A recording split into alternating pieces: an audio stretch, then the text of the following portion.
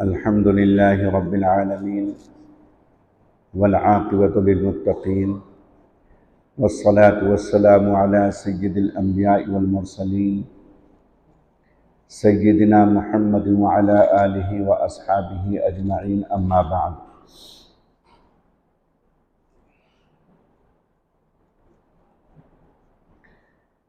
فأعوذ بالله من الشيطان الرجيم بسم الله الرحمن الرحيم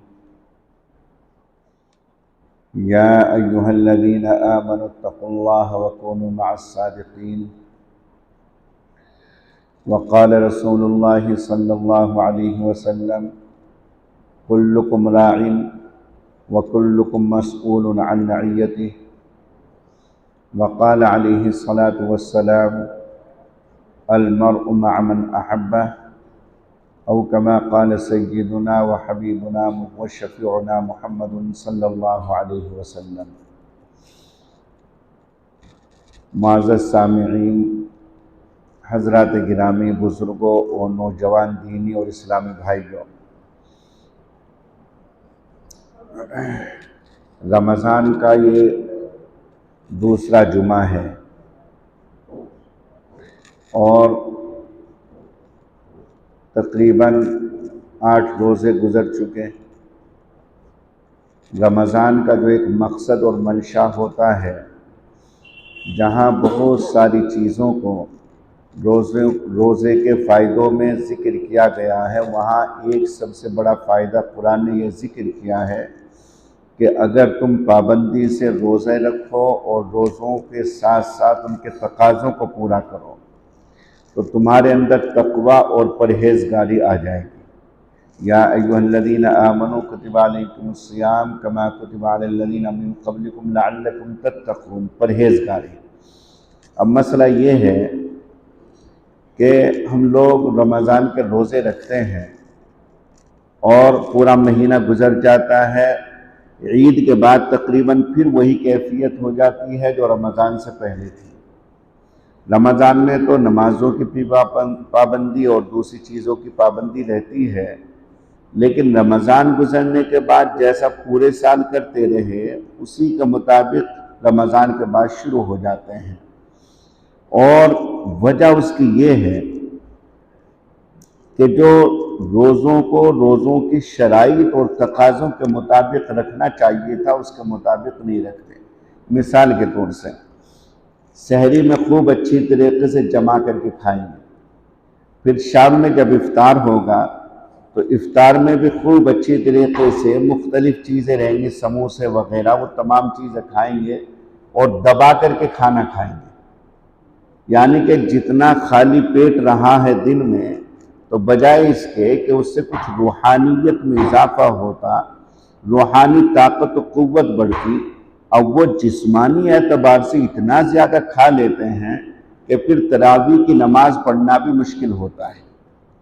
جو خالی پیٹ رہنے کا مقصد تھا کہ مادیت اور جو ایک ظاہری چیز ہے وہ مغلوب ہو جائے، روحانی طاقت اور قوت وہ غالب ہو جائے، وہ نہ ہو کر کے خوب اچھی طریقے سے پوری تسلی اطمینان کے ساتھ کھایا جاتا ہے۔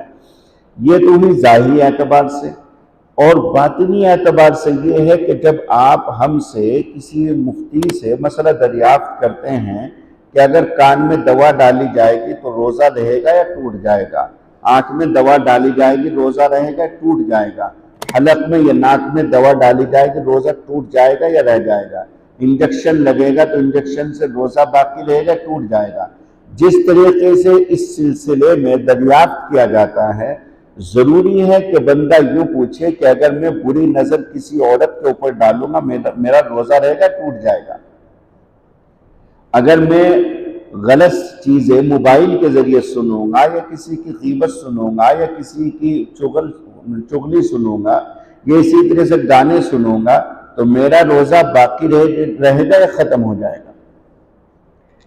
تو اصل بات یہ ہے میرے بھائیوں کہ ظاہری اعتبار سے تو روزہ رکھ رہے ہیں، لیکن نظریں جہاں رمضان سے پہلے پڑتی تھی اب رمضان میں بھی وہی نظریں پڑ رہی ہیں، موبائل میں جو رمضان سے پہلے دیکھتے تھے رمضان میں بھی دیکھ رہے ہیں، کانوں کے ذریعے جو رمضان سے پہلے سنتے تھے وہ اب بھی سنتے ہیں۔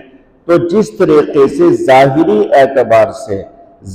اعتبار سے روزہ ٹوٹ جاتا ہے، اگر آپ کان میں دوا ڈالیں، ناک میں دوا ڈالیں یا حلق میں کوئی چیز چلی جائے، پانی وغیرہ چلا جائے، جب اس طریقے سے وضو ٹوٹ جاتا ہے تو یاد رکھیے کہ غلط سلط چیزیں سننے سے، غلط سلط چیزیں دیکھنے سے، زبان سے غیبت کرنے سے، زبان سے گالی گلوچ کرنے سے، کسی کو برا کہنے سے، روحانی اعتبار سے وہ روزہ ٹوٹ جاتا ہے۔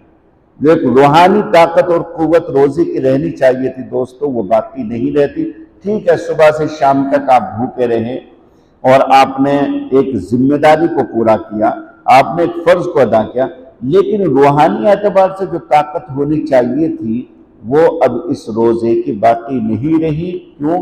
اس لیے کہ غیبت نے، چغل خوری نے، بری نظر نے، کانوں کے ذریعے غلط چیزیں سننے نے، وہ تمام کے تمام چیزوں نے روحانی طاقت کو اس سے نکال دیا، روحانی قوت کو ختم کر دیا۔ تو آج کا جو اصل میرا موضوع ہے دوستو، وہ تو ضمناً میں نے یہ بات عرض کی ہے، ہمارے نوجوانوں کو، ہمارے بزرگوں کو، بڑوں کو، سبھی کو چاہیے کہ کم از کم اگر تلاوت نہیں کر سکتے، خالی وقت میں ذکر نہیں کر سکتے، تو اتنا تو کرنے کہ برائیوں سے بچ جائیں، برائیوں سے تو کم از کم بچ جائیں۔ اگر آپ اچھائیاں نہیں کر سکتے، اصل تو یہ ہے کہ اچھائیاں کرنی چاہیے، لیکن اگر آپ اچھائیاں نہیں کر سکتے تو کم از کم برائی سے تو بچے۔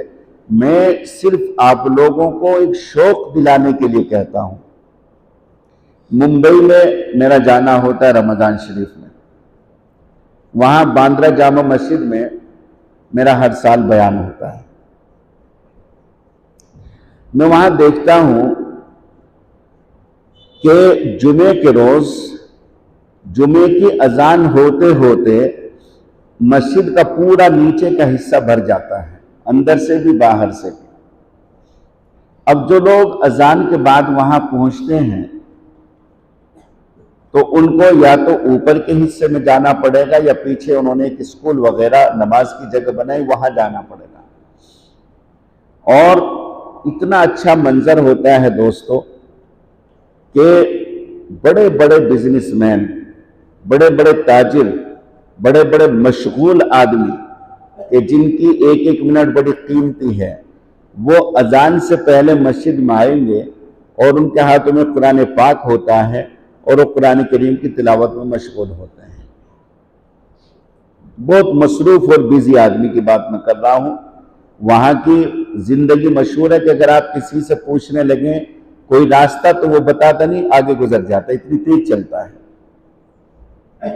لیکن وہاں کے لوگ اذان ہوتے ہوتے مسجد وہاں بھر جاتی ہے، اذان سے پہلے لوگ آنے شروع ہو جاتے ہیں۔ اور اگر آپ اذان کے بعد، اور یہ صرف باندرا جامع مسجد کی بات نہیں، تقریباً ساری مساجد کا یہی حال ہے، تقریباً ساری مساجد کا یہی حال ہے۔ میں پرسوں دہلی میں تھا،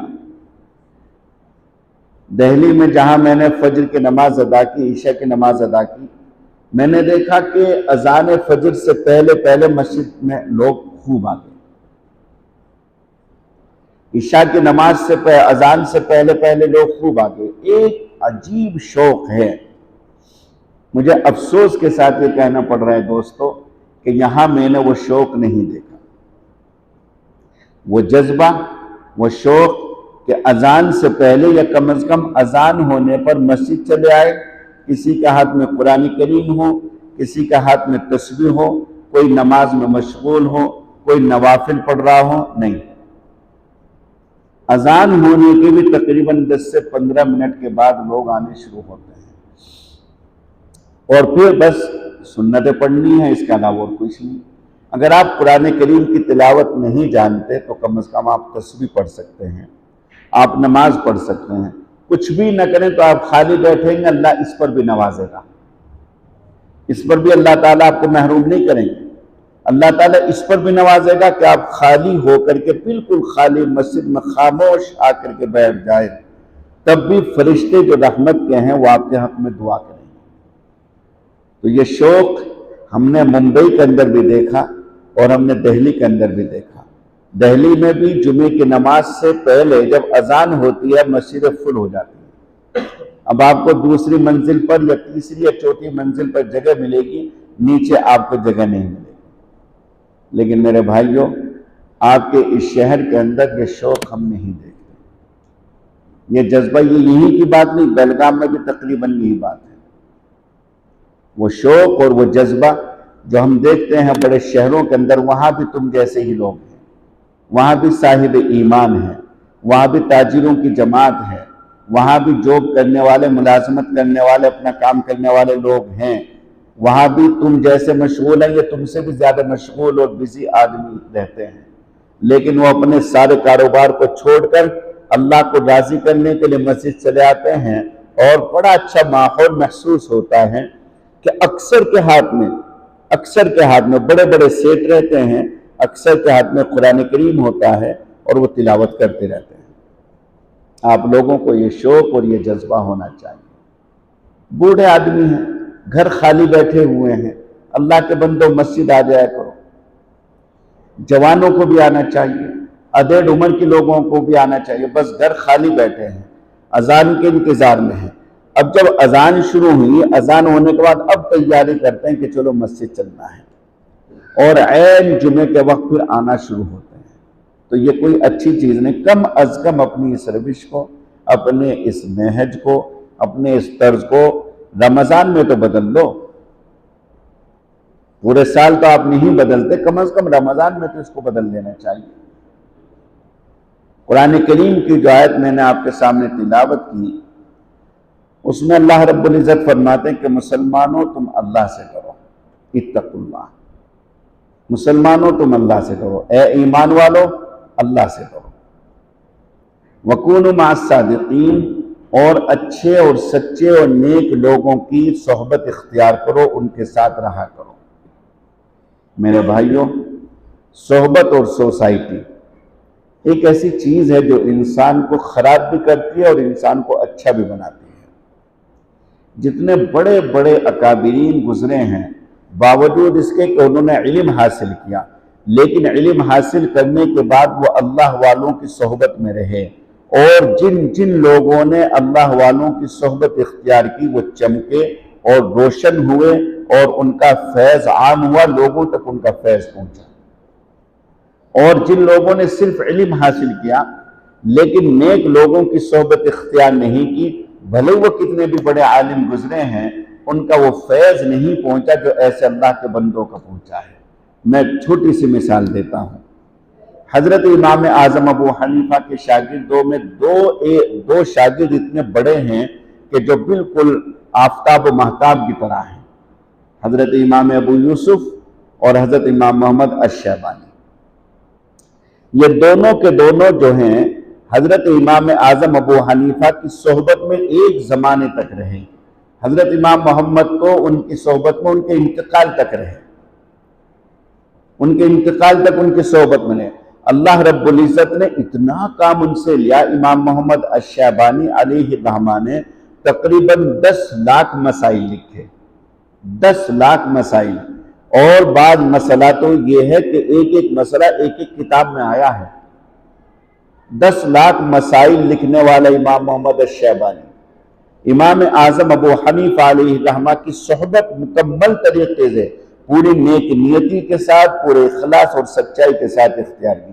اب اس سے آپ اندازہ کرو، اس سے یہ اندازہ کرو کہ جب ایک عالم دین صحیح عالم نہیں بن سکتا بغیر صحبت کے، تو ایک عام آدمی کیسے دیندار بن سکتا ہے اللہ والوں کی صحبت کے بغیر؟ نہیں بن سکتا.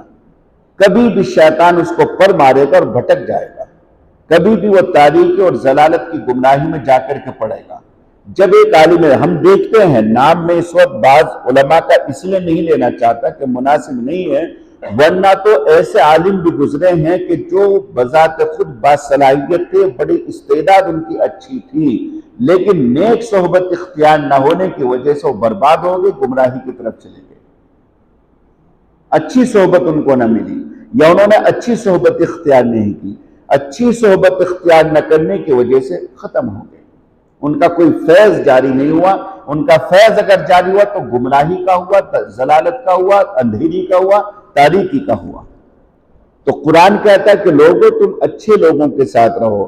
ابھی ماضی قریب میں بڑی شخصیات جتنی بھی گزری ہیں، حضرت تھانوی علیہ الرحمہ، حضرت مولانا قاسم نانوتوی، حضرت مولانا رشید احمد صاحب گنگوہی، یہ نہیں کہ یہ اکیلے فارغ ہوئے تھے دارالعلوم دیوبند سے، نہیں، ان کے اور بھی ساتھی تھے۔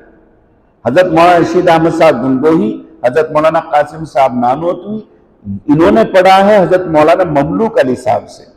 تو یہ نہیں کہ مولانا مملوک کے یہی دو شاگرد ہیں، ان کے ہزاروں شاگرد ہیں، لیکن کیا وجہ کہ یہ دونوں چمکے؟ اس لیے کہ انہوں نے صحبت اختیار کی اللہ والوں کی، حضرت حاجی امداد اللہ مہاجر مکی کی۔ حضرت تھانوی علیہ الرحمہ تقریباً 12 ساتھی تھے، 12 ساتھی جو وہ فارغ ہوئے، لیکن کون کون تھے دنیا نہیں جانتی، ہم بھی نہیں جانتے ان کے نام کیا کیا تھے، ہمیں بھی معلوم نہیں۔ حضرت تھانوی اکیلے چمکے پورے 12 ساتھیوں میں، کیوں؟ اس لیے کہ انہوں نے اللہ والوں کی صحبت اختیار کی، پہلے حضرت حاجی امداد اللہ مہاجر مکی اور اس کے بعد حضرت مولانا رشید احمد صاحب گنگوہی، اللہ والوں کی صحبت اختیار کی تو وہ روشن ہوئے، چمکے، ان کا علم پھیلا، اور ان کے علم کی روشنی، ان کے علم کا نور آج تک لوگوں کے دلوں کو تازہ کر رہا ہے، لوگوں کے دلوں کو منور اور روشن کر رہا ہے، آج تک ان کا فیض پہنچ رہا ہے۔ 100 سال گزر گئے حضرت تھانوی کو، تقریباً 80-90 سال گزر گئے انتقال، وہ 1943 میں انتقال ہوا تھا، 80 سال گزر گئے انتقال ہوئے۔ 80 سال پہلے جانے والا شخص آج تک لوگوں کے دلوں کے اوپر راج کر رہا ہے، ان کو روشن کر رہا ہے، ان کو منور کر رہا ہے۔ کیوں؟ اس لیے کہ انہوں نے اللہ والوں کی صحبت اختیار کی۔ تو قرآن کہتا ہے لوگوں اللہ سے ڈرو اور نیک لوگوں کے ساتھ، اچھے لوگوں کے ساتھ، سچے لوگوں کے ساتھ صحبت اختیار کرو۔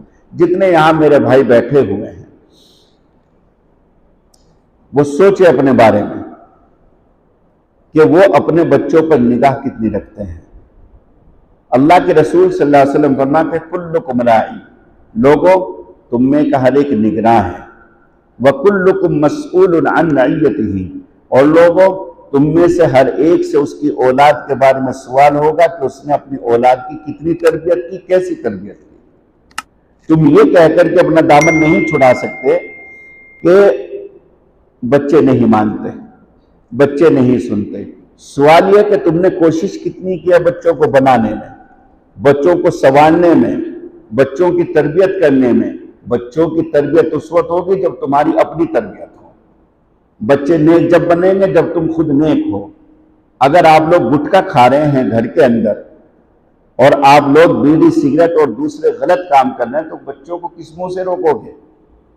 کیسے منع کرو گے تم بچوں کو؟ جب تم بچوں کے ہاتھ سے گٹکا منگوا کر کے کھاتے ہو تو کیا بچہ 1-2 گٹکا اپنی جیب میں نہیں ڈالے گا؟ جب تم دکان سے منگواؤ گے تو کیا بچہ اپنے لیے نہیں خریدے گا؟ کل جب بچہ شروع کرے گا، پہلے گٹکا شروع کرے گا اور اس کے بعد اس سے اوپر کی جو نشہ آور چیز ہے وہ شروع کرے گا، تم نہیں روک پاؤ گے، وہ بے قابو ہو جائے گا۔ تمہیں خود اپنی تربیت کرنی ہوگی۔ اپنی تربیت کا مطلب ہے کہ تمہیں اپنے بڑوں کے ساتھ، نیک لوگوں کے ساتھ رہنا ضروری ہوگا، اپنی زندگی کو صاف شفاف بنانا ہوگا، اچھا بنانا ہوگا، تب تم اپنے بچوں کو نیک بنا سکتے ہو، اچھا بنا سکتے ہو۔ ورنہ تو یاد رکھو کہ بچے ایسی بربادی اور ایسی تباہی کی طرف جائیں گے کہ تم گھٹ گھٹ کر کے رو گے، خون کے آنسو رو گے، تمہارے آنسو پوچھنے والا کوئی نہیں ہوگا۔ لوگ مذاق بنائیں گے، لوگ باتیں بنائیں گے، کوئی ہمدردی نہیں کرے گا تمہارے ساتھ خیر خواہی کرنے والا کوئی تمہیں نہیں ملے گا۔ لوگ یہ کہیں گے کہ اپنے بچوں پر نگاہ نہیں رکھی، اپنے بچوں کے بارے میں اس نے صحیح تربیت ان کی نہیں کی۔ اور ایک بات اور بتلاتا ہوں دوستو کہ عام طریقے سے اگر میرا بیٹا کوئی غلط کام کرتا ہے اور میرا بھائی یا میرا کوئی ہمدرد، میرا دوست مجھے کہتا ہے کہ دیکھو تمہارا بیٹا غلط روش چل رہا ہے، اسے سمجھاؤ، تو میں فوراً کہتا ہوں نہیں میرا بیٹا ایسا نہیں کر سکتا، میرا بیٹا ایسا نہیں کر سکتا۔ تم اپنے بچے کے بارے میں اتنے خوش گمان ہو گئے، اتنا اچھا گمان تم نے کر لیا کہ تمہارا بیٹا تو چونکہ آسمان سے اتر کر کے ابھی آیا ہے، فرشتے کی صفات اس کے اندر ہے، وہ تو غلط قدم اٹھا ہی نہیں سکتا۔ وہ تو چونکہ حضرت جبرائیل علیہ السلام کے قبیل سے ہے، وہ تو ابھی آسمان سے اترا ہے، بالکل پاک صاف ہے۔ لا یعصون اللہ ما امروا ویفعلون ما یؤمرون کی صفت اس کے اندر ہے کہ وہ اللہ کی نافرمانی نہیں کرتے۔ نہیں، یاد رکھو، اگر تمہیں کوئی تنبیہ کرے، کوئی تمہیں متنبہ کرے، کوئی بتلائے کہ تمہارے بیٹے کو میں نے غلط لڑکوں کے ساتھ دیکھا، غلط سوسائٹی میں دیکھا، غلط صحبت اختیار کرتے ہوئے دیکھا، فلاں کے ساتھ جا رہا تھا، تم اس پر ایکشن لو۔ تم اس سے پوچھو کہ رات کے 10-11 بجے تک تو کہاں سے آتا ہے، تو مغرب سے عشاء کے درمیان کہاں رہا، تو آج پورے دن کہاں تھا، 3 گھنٹے تو غائب رہا، کس کے ساتھ تھا، کہاں گیا تھا۔ اگر تم تحقیق کرو گے، پوچھ تاچھ کرو گے، تو کہیں نہ کہیں اس کو یہ ہوگا کہ میرا ابا مجھ سے پوچھیں گے۔ ہماری عمر کافی ہو گئی تھی پڑھتے ہوئے، ہماری ہمت نہیں ہوتی تھی بغیر والد صاحب یا والدہ سے اجازت لیے بغیر کہیں جانے کی۔ کیوں؟ اس لیے کہ اگر 1 گھنٹہ پہ غائب رہ گئے تو میری والدہ پوچھتی تھی کہاں تھا۔ اللہ ان کو خوب جزائے خیر دے، ان کو عافیت اور صحت کے ساتھ رکھے۔ جتنی والدہ نے میری پٹائی کی ہے اور میرے بھائی ڈاکٹر نور ہیں ان کی پٹائی کی ہے، اتنی پٹائی ہمارے والد صاحب نے کبھی کی نہیں۔ والد صاحب کا یاد نہیں پڑتا کہ مجھے کبھی والد صاحب نے مارا ہو، لیکن والدہ کا ڈنڈا اتنا سخت تھا کہ بچپن میں ایسا ڈر اور خوف والدہ کا ہمارے ذہن کے اوپر بیٹھ گیا تھا کہ ہمت نہیں ہوتی تھی کہیں جانے کے بغیر اجازت کے، اور اگر کہیں چلے گئے تو پھر سمجھ لیے قیامت آ گئی۔ پھر جو ٹھکائی ہوتی تھی والدہ کے ہاتھ سے، جو بھی ہاتھ میں ڈنڈا آ گیا، اور وہ جو چولہا پھونکنے کی پھونکنی ہوتی نا، پھونک مارتے ہیں، وہ چمٹا جو بھی والدہ کے ہاتھ میں آ گیا، اچھی ٹھکائی کرتی تھی والدہ۔ میرے رب کا فضل ہے، میری والدہ کا احسان ہے میرے اوپر کہ میری والدہ نے میری خوب ٹھکائی کی، اس کا نتیجہ آج میں دیکھ رہا ہوں، الحمدللہ، اللہ کا شکر ہے۔ میری والدہ اگر لاپرواہ ہو جاتی، میری والدہ سوچتی چلو بچہ ہے کھیلنے چلا گیا، ہماری ہمت نہیں ہوتی محلے کے بچوں کے ساتھ کنچے جو ہوتے ہیں ان سے کھیلنا یا پتنگ اڑانا، اس طریقے سے جو شوق ہوتے ہیں بچوں کی، کبھی ہمت نہیں ہوتی تھی۔ کبھی آوارہ لڑکوں کے ساتھ ہم نہیں جا سکتے تھے، میری والدہ پوچھتی تھی کس کے ساتھ تھا، اگر پتہ چلا فلاں لڑکے کے ساتھ تھا، فلاں کے لڑکے کے ساتھ تھا، تو والدہ اتنی اچھی خبر لیتی تھی کہ پھر اس کے گھر کے سامنے سے گزرنا بھی ہمارے لیے مشکل تھا۔ اتنا خوف والدہ نے بٹھا دیتے۔ لیکن میرے بھائیوں، یہ خوف اس عمر کے بچے، جو یہ میرے پاس بچہ بیٹھا ہے، اسی عمر سے آپ کو لے کر کے چلنا ہوگا۔ آپ نے پہلے تو ان کو چھوٹ دی، جب 15-16 سال کے ہو گئے تب آپ نے روک ٹوک شروع کی، نہیں، اب تمہارا خوف اس کے ذہن سے نکل گیا، اب تمہارا ڈر اس کے اندر نہیں رہا۔ تمہارے لیے ضروری ہے کہ اپنی اولاد سے اتنا اچھا گمان مت رکھو کہ میری اولاد غلط نہیں کر سکتی، وہ انسان ہے، لڑکپن ہے، اس کی نادانی کی عمر ہے، اس کی بچپنے کی عمر ہے، وہ غلطی کرے گا۔ ضروری ہے تمہارے لیے کہ تمہاری ذمہ داری بنتی ہے کہ تم نگاہ رکھو میرا بیٹا کس کے ساتھ جاتا ہے، کہاں جاتا ہے، کس کے پاس بیٹھتا ہے، اور یہ کیا کرتا ہے، یہ تمہارے لیے ضروری ہے۔ ورنہ پھر میں کہتا ہوں کہ خون کے آنسو رو گے، کوئی تمہارے آنسو پوچھنے والا نہیں رہے گا۔ آدمی ایسی مصیبت میں پھنس جاتا ہے اپنے بچوں کی وجہ سے کہ باپ ہے، ماں ہے، کیا کرے، مجبور ہے، باپ کی نسبت ہو گئی، ماں کی نسبت ہو گئی، لیکن اب کر بھی کچھ نہیں سکتا، اب سوائے اس کے کہ روئے، اللہ سے دعا کرے یا دعا کرائے، اس کے علاوہ اب اس کے پاس کوئی چارہ نہیں ہے، کوئی چارہ نہیں ہے، مجبور ہے، بے بس ہے، لاچار ہے۔ لیکن میرے بھائیوں، یہ ضروری ہے کہ دیکھیں حدیث میں جو اللہ کے رسول صلی اللہ علیہ وسلم نے ارشاد فرمایا کہ تم میں کا ہر ایک اپنے بچوں کا، اپنے ماتحتوں کا نگراں ہے، اور تم میں سے ہر ایک سے سوال کیا جائے گا اس کے ماتحتوں کے بارے میں۔ یاد رکھیے گا، اگر میرا بیٹا غلط روش اختیار کر رہا ہے تو میں بری ذمہ ہو کر کے یہ نہیں کہہ سکتا کہ الحمدللہ میں تو نماز بھی پڑھتا ہوں، میں تو روزے بھی رکھتا ہوں، میرا بیٹا رکھے نہ رکھے کیا فرق پڑتا ہے، میرا بیٹا نماز پڑھے نہ پڑھے کیا فرق پڑتا ہے۔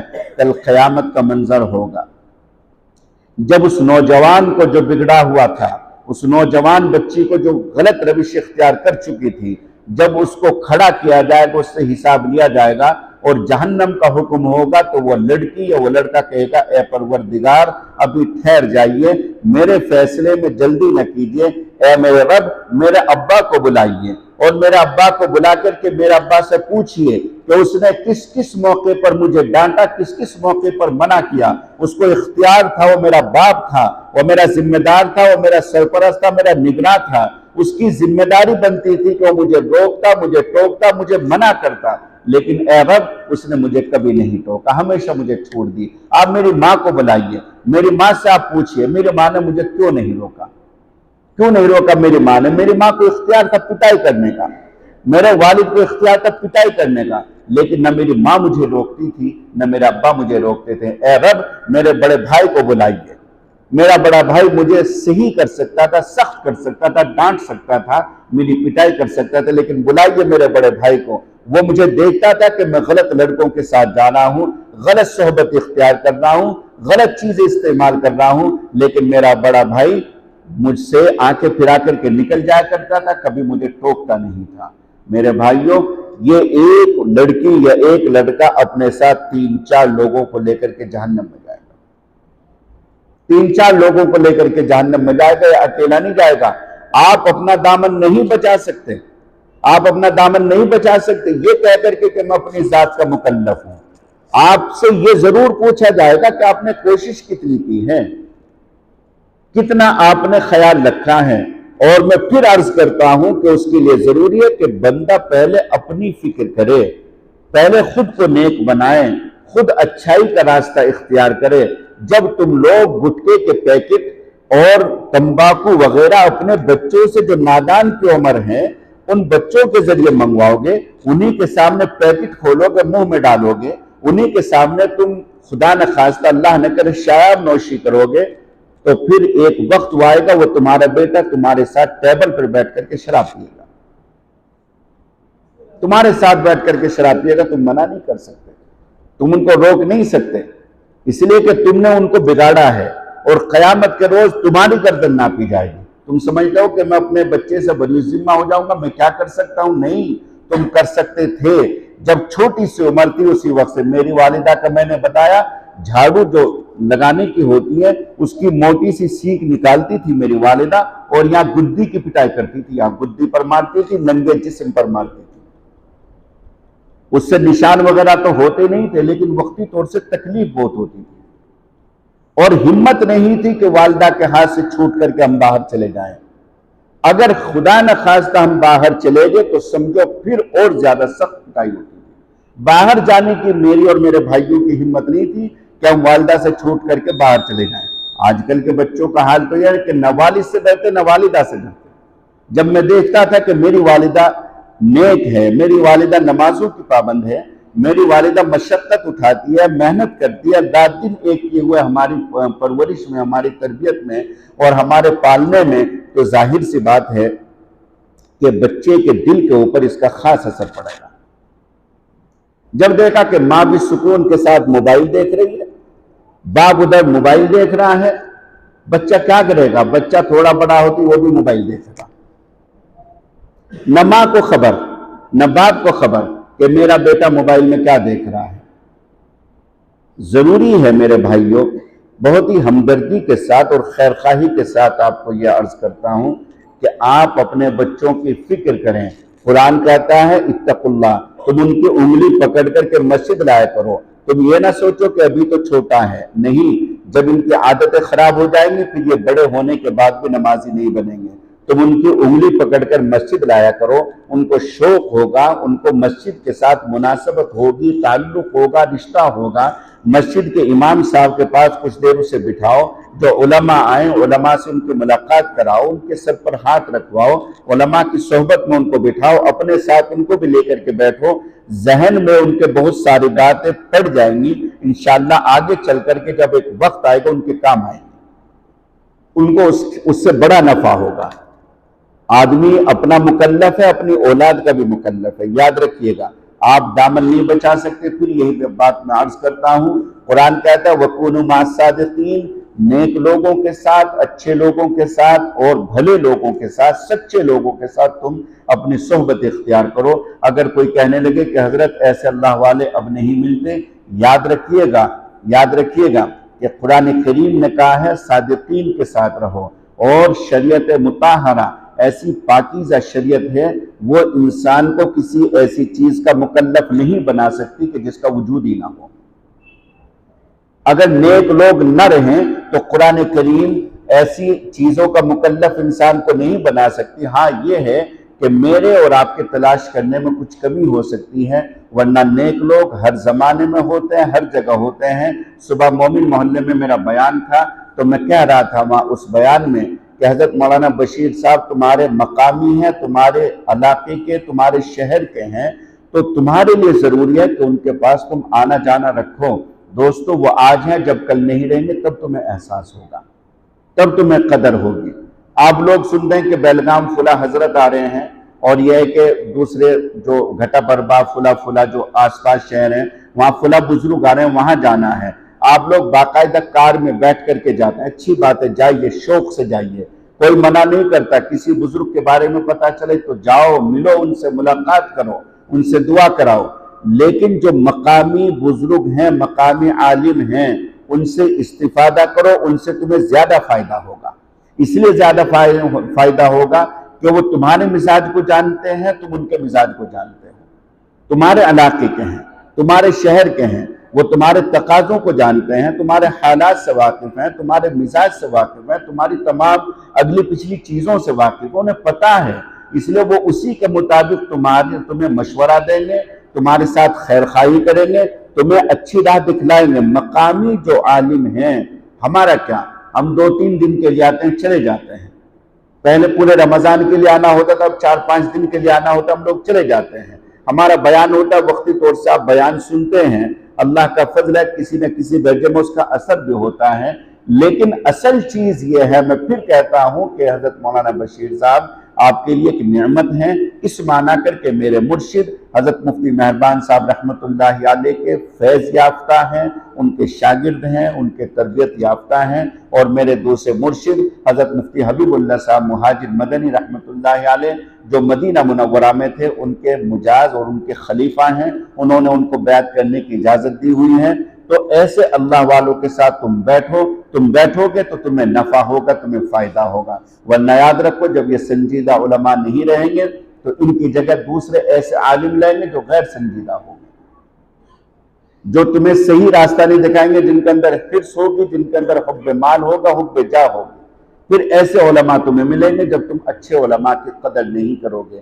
تو میرے بھائیوں، ضروری ہے کہ آدمی اپنی سوسائٹی کو اور اپنی صحبت کو اچھے سے اچھا بنائے، اور علماء کی صحبت اختیار کے۔ علیکم بصحبت العلماء، کہ تمہارے لیے ضروری ہے کہ تم علماء کی صحبت میں بیٹھو، ان کے مجلس میں بیٹھو، ان کی کتابیں پڑھو۔ اگر تم ان کے پاس نہیں جا سکتے تو کم از کم ان کی کتابیں پڑھو۔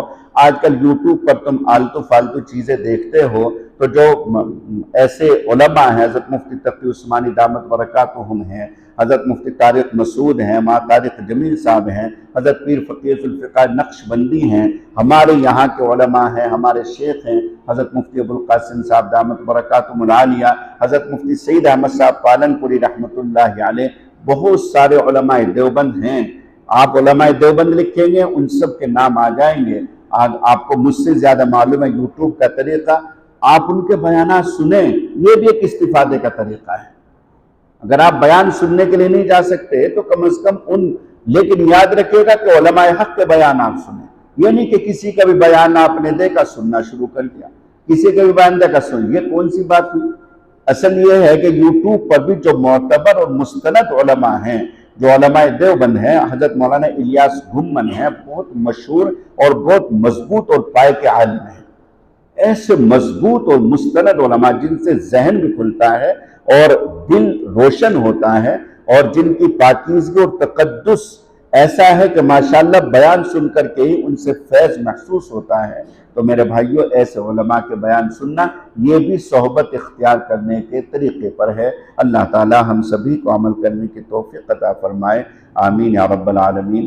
وآخر دعوانا الحمدللہ۔